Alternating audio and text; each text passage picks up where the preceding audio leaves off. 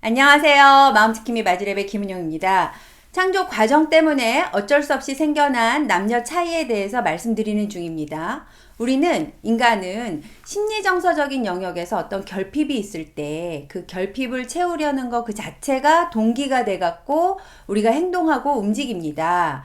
배고프면 먹을 것을 찾듯이, 외로움은 친구들을 그리워하고 만나고 싶어 하듯이 이 힘 주제 또 관계 주제에서 결핍이 있으면 그걸 채우려고 이렇게 움직이게 되는데요.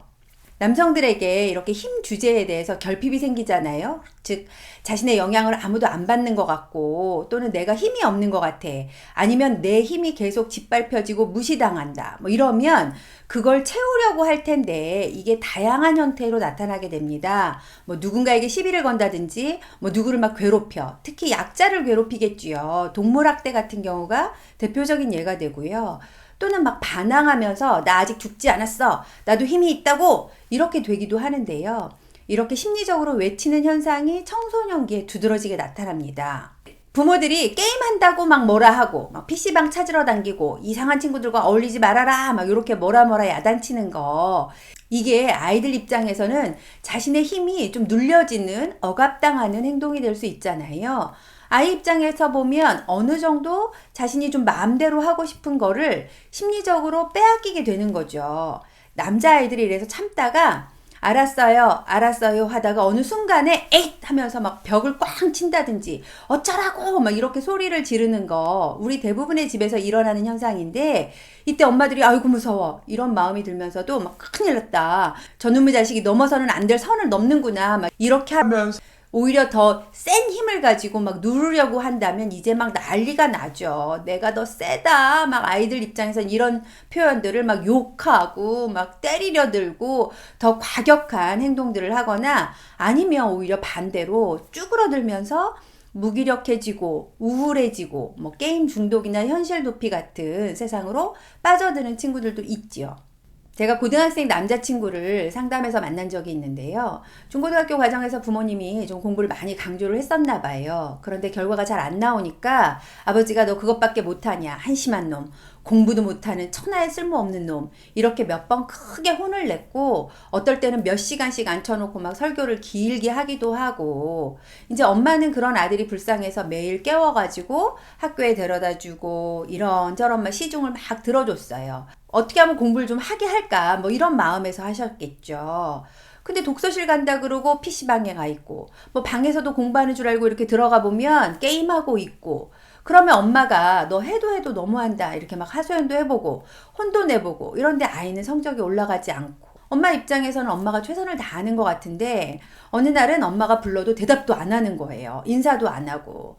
이거는 아니다 싶어서 엄마가 막 혼을 냈더니 막 이러면서 혼잣말로 욕하고 문을 꽝 닫고 아이가 나가버렸나 봐요. 엄마는 하늘이 무너지는 것 같겠죠. 참다가 남편한테 얘기했더니 남편이 이제 집에 들어와가지고 막 다짜고짜 아들을 막 때리면서 너 같은 자식 필요 없어, 이 배은망덕한, 너한테 들어가는 돈이 얼마인 줄 알아, 막 이러면서 나가라고 막 이러는 거.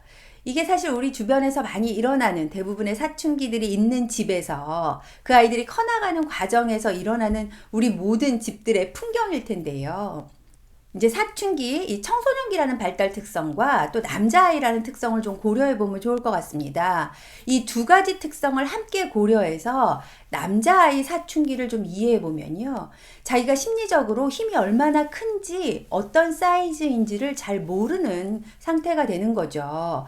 아이일 때, 그 사춘기 전까지는 내가 한없이 작고 부모는 크기만 했어요. 그래서 부모에게 이렇게 기대면 되었었는데, 심리적으로 사춘기가 된다는 거는 내가 얼마나 큰지 얼마나 작은지를 잘 모른다는 의미죠. 어떨 때는 굉장히 커서 오히려 부모가 좀 작아 보이고 찌질해 보이다가, 어떨 땐 내가 너무 작고 하찮아. 그러니까 막 허세를 부리기도 한단 말이에요.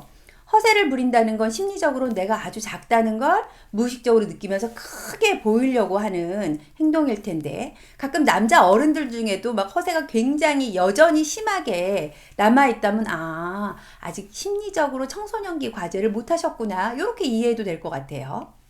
어쨌든 이런 거죠. 자녀들이 부모에게 막 대들었다가 또 부모가 뭐라 그러면 한없이 이렇게 쪼그라들었다가 남자아이들이 좀 그런 경우가 있잖아요. 그리고 힘으로 누르려고 그러면 막 오히려 더 반대로 튀어나가려고 힘으로 막 공격하는 것 같은 행동들을 보여주는데요. 그러면 어떻게 힘에 대한 결핍을 채워줄 수 있는가? 즉, 힘 주제가 계속 남아있게 하지는 않을 수 있는가? 결핍을 채우면 그거를 채우려고 동기화돼서 더 이상 움직이는 건 좀 조절할 수 있습니다.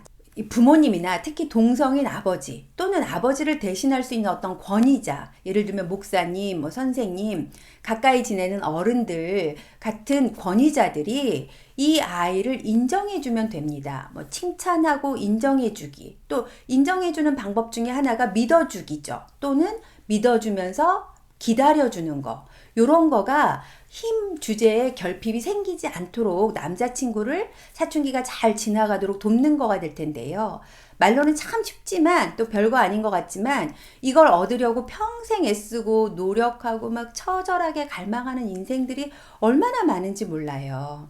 아버지들이 아들들하고 힘 겨루기를 하려고 하지 마시고 잘한다, 잘했다를 구체적으로 인정해주고 때로는 내가 너 믿을게.